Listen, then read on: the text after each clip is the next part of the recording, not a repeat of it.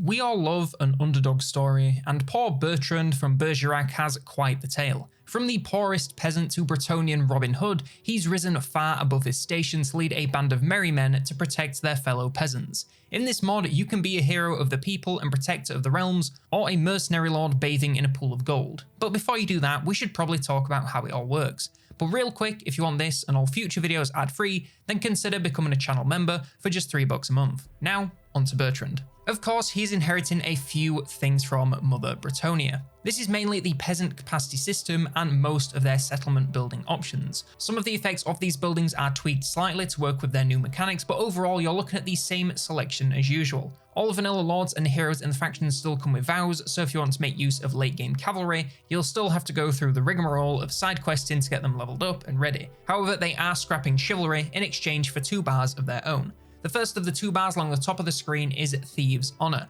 This is more or less a measure of how loyal to Bretonnia the faction is acting, and both ends of the spectrum come with powerful bonuses. It's earned by battling against enemies of Bretonnia, so Greenskins, Skaven, and basically anyone who doesn't speak with a French accent. It's lost by battling against Bretonnia, or performing dishonorable actions such as sacking and raiding. Leaning towards infamy unlocks the ability to recruit desperado heroes. Whenever battling against knight units, there's also a chance that some of them will become dishonorable knights, which are recruitable from the Regiments of Renown menu as a tanky melee infantry. All units also gain bonuses to all forms of damage output, and all of this is at the cost of reduced relations with Bretonnian factions. Going the honourable route has no penalties and instead improves the relations with Bretonnia, as well as unlocking late game knight and paladin recruitment, and improves the leadership of all armies. This route is more so the standard Bretonnian gameplay style, so if you want to do that with a different lord, this is what I'd recommend. However, if you instead want to try something new and make the most of the new units and bandit playstyle, infamy is the way to go.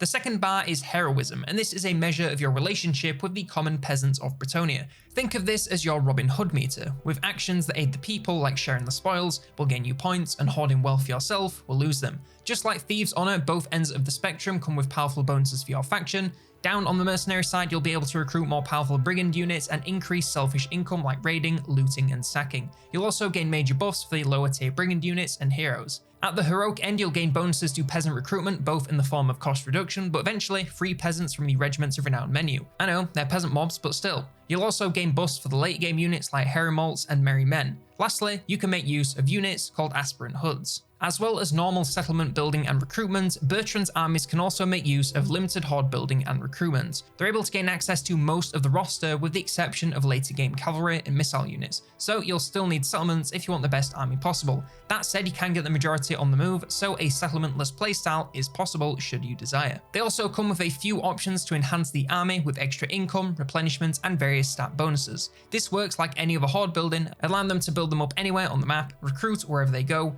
and all is lost if your non-immortal lord dies. Lastly, similar to the Warriors of Chaos again, they have the option to upgrade certain units. This is limited to units added with the mod as well as peasant mobs and archers, but you can take them from peasant bowmen to aspirant hoods, which is pretty cool. This of course requires units to be a high enough level, so keeping them alive in battles and racking up tons of kills will be a good idea to advance those units faster. It's also worth investing in any lord or hero training skills to speed this along, as you can give yourself a pretty hefty advantage. Obviously this also costs gold, but it's less than recruiting new units, so it's well worth it if you manage to pull it off.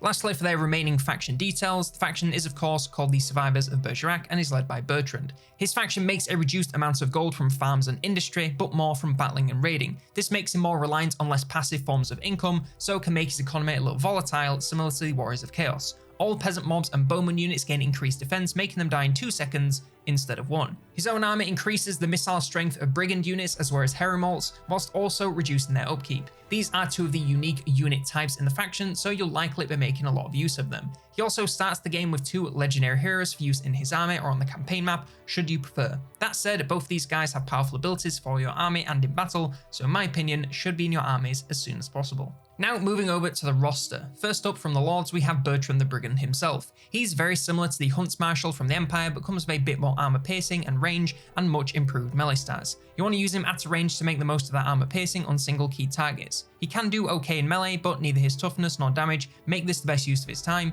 so try to burn through all of that ammo first. You can also unlock powerful abilities for added damage, making him an extremely deadly assassin. The Crownless Lords are a new generic lord added with the mod, and they actually come in two forms. The bows are pretty much a weaker version of Bertrand with reduced stats across the board, especially in the armor piercing department. They're still okay at taking out single targets, but you want to pick less armored targets for them to really punch through. They still can pick up some strong ranged abilities, but never reach the highs of the faction leader. The Greatsword variant drops the ranged power to slightly increase melee stats and gain a nice chunk of armor piercing damage. The defense is okay, but armor is very low, so they're quite risky melee battlers with high damage but high likelihood of taking damage. They can pick up abilities to buff themselves and allies whilst heavily debuffing target enemies for a quick kill. For their mounts, both options have the Warhorse. This does the same for both, giving them a lot more speed and charge but worse melee stats.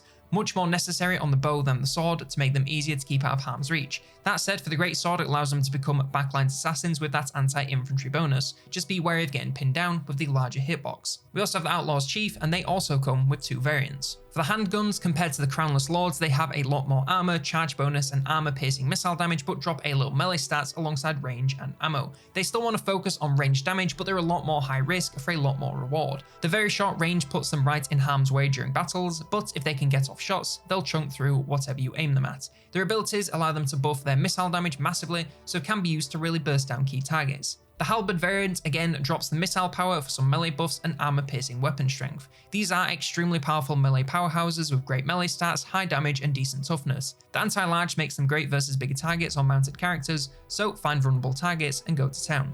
For mounts, they both have access to the Warhorse, same for both, just gives them a lot more speed and charge bonus. Similar to the Crownless Lords, it's a great pick for the ranged version for easy skirmishing, but a little more situational for the melee lord. If you want to chase down large targets, then by all means, but otherwise, keep the small hitbox. They also have the Barded Warhorse. For both, this drops some speed to gain armor, so probably dodge on the bow version but grab on the melee for the added toughness. And lastly, we have the Hooded Blade, and this is pretty much a buffed up version of the Greatsword Crownless Lords with stat improvements across the board. If you wanted one of those but better, then this is exactly that, and a very powerful frontline damage healer. Abilities allow it to deal massive damage to enemy characters, reduce enemy defenses, and summon spooky melee infantry. For the mounts, they have the Banded Warhorse, exactly what you'd expect, more speed, charge and armor, and it depends what you're using them for, as it's great against backlines or character hunting, but bad for the front lines with the larger hitbox. Coming now to the heroes, first up we have Hugo Le Petit. He's pretty similar to Bertrand with some slight stat changes across the board, evening out to make him about as effective at the same sorts of jobs. He does have half the ammo, so will run out quite quick, but if he's forced into melee, he has a little more damage to keep him working. His abilities allow him to increase the stats of allies, reduce those of enemies, and clear some space to make an escape. We also have Gris le Gros,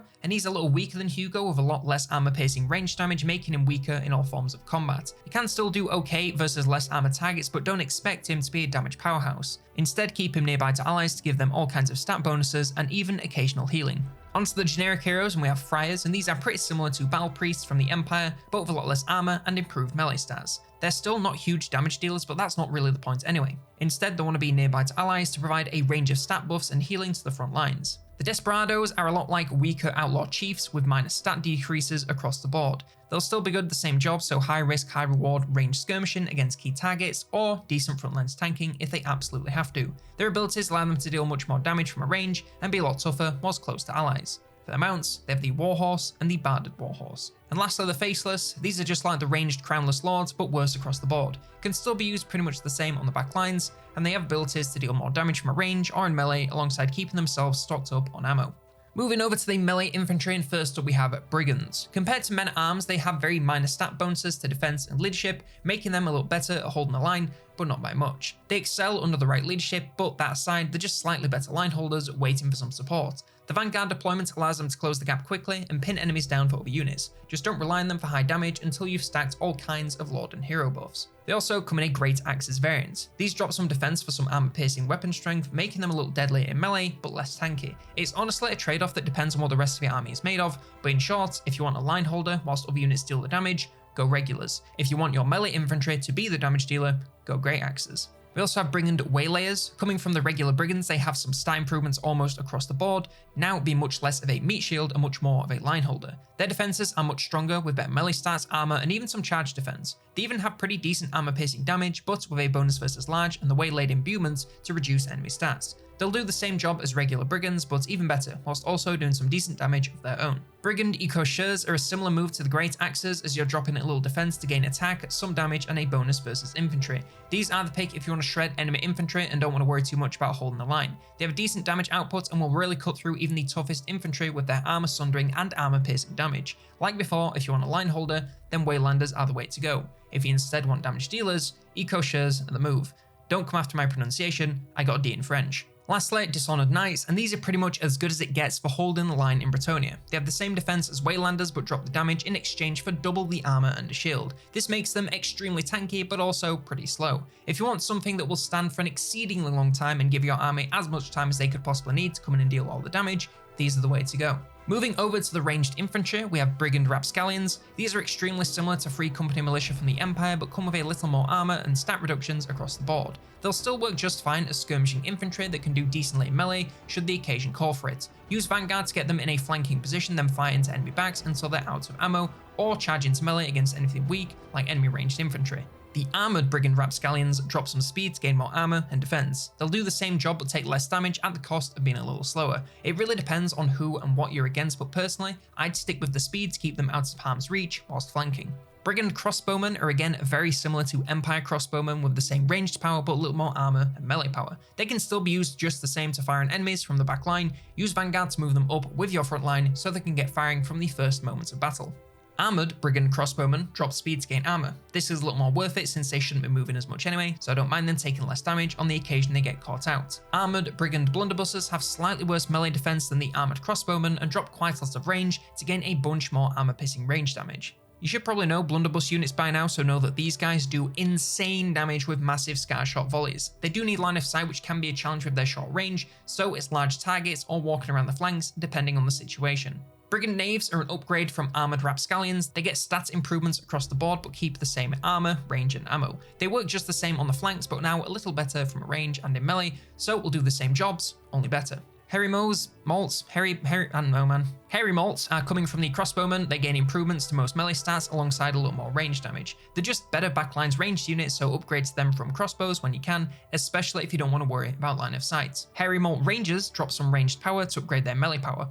Honestly, bit of a weird unit since you'd still want them to keep out of melee until you use all their ammo, but now they're worse at that without being all that great at melee. If you're against chaff, they will do well with the non-armor piercing anti-infantry melee damage, but aside from that, they're really not the best. And lastly, Aspirant Hoods. Coming from regular Hairy Malts, it's improvements to everything but speed. They're the peak of the backline's ranged units with massive range and missile power, even if it doesn't have the best armor piercing split. If you really want to get the most value possible, then low armor is the way to go, but if you have no options, they really can't be beat for just how much range and raw power they have. They're not bad in melee either, but obviously keep them back for as long as possible. For the cavalry, we have the Brigand Raiders, and these are about on par with Yeomen, gaining 1 attack but dropping some weapon strength and charge bonus. They do gain some anti-infantry bonus, so are a little better against enemy backlines, but that's about it. Charging can be okay versus very weak units, but overall they're an extremely weak cav unit without any extra buffs from lords or heroes. Brigand Plunderers see stat buffs across the board aside from speed, which was plenty high already. They're actually quite a lot better, but mostly at the same job. The increased melee power makes them very effective versus backlines, and the addition of armor sundering means they can do okay versus high armor, but still focus on the backlines as much as possible. You can charge the front lines, but manage them well or they'll go down very fast. And lastly, we have the one and only missile cavalry unit, the Hairy Malt Chasseurs. Chasseurs? I don't know, man. Quite a significant upgrade from Yeoman Archers with buffs to nearly every stat, including a little more range and missile power, making them more effective skirmishers. Melee is also improved, but still avoid it until they're totally out of ammo, as it's still nothing to get excited about. And lastly, we have the one unit of Regiments of Renown, the Bowmen of Bergerac, which are a version of Hairy Malt, and they gain the Burning Barrage ability, which allows them to increase their damage output with flaming arrows. Now for some closing thoughts and a mod review. This is a whole ass faction with more content than the DLC Lord, so before even talking about how good the content is, that's really impressive. You have a Lord, 2 legendary heroes, and nearly a full roster for Bretonnia, so if you want a new experience, this is just that. It also helps that the faction is really fun to play as, especially compared to regular Bretonnia, which, in my opinion, kinda sucks. The whole chivalry thing and having boring friendship with the other Bretonnians until you inevitably confederate them always bored me, so having someone with the option to rebel against that is just really cool. It's rare to see a faction who goes against all other factions of the same race on the order side of things, so it's a very unique experience. The options you have with this faction to align with Bretonnia and the people, or be a mercenary working for yourself, It's such a great idea and gives the campaign a bit of replay value. The horde building alongside owning settlements again gives you multiple options for how you want to play. I do wish there were more ways to go totally horde based, maybe gifting settlements to a vassal similar to Nakai, but somehow make it good. It would go well with the working with the people as you gift them free settlements without the tyranny of having to work for a monarch. Unit upgrades is another slam dunk that I want in literally every single faction because it's so much more engaging than just disbanding my entire army and recruiting a better one and rewards you for manually battling to keep units alive, who'd have thought? Playing this with all of these suggested mods like the old world campaign and skill tweaks was also a great experience as they really felt at home in this giant version of Bretonnia rather than the compressed coastline of vanilla. As for the roster, it's really good when you're playing as Bertrand. If you can stack all of his and his hero bonuses onto these units, they're actually really good and fulfill that fantasy of a bunch of peasants rising up against their oppressors. Without the buffs, they're exceedingly weak, but if you're using this mod, why would you play as anyone else anyway? Honestly, anything to escape the usual Bretonnian trap of ridiculously expensive horses. Side note, these modded lords and heroes having no vows, goated move, hate that mechanic. So overall, and in conclusion, this is really a fantastic mod with a great faction that I highly recommend checking out. It's not very complicated, so it's very easy to hop on and have fun, and has a very unique gameplay style that you cannot get anywhere else, both in-game and Bretonnia. It succeeds in the fantasy of a peasant bandit faction and allows you to force lower tier units to overcome odds, which is always a fun time. But what do you think of the mod? Have you given it a try yet, or is it on your subscriptions list waiting for the day you enable it? Let me know in the comments down below. Like the video if you did, and if you want more Warhammer 3 videos, then check out this one all about the Dogs of War, and no, that's not what Archaon's feet smell like after a battle.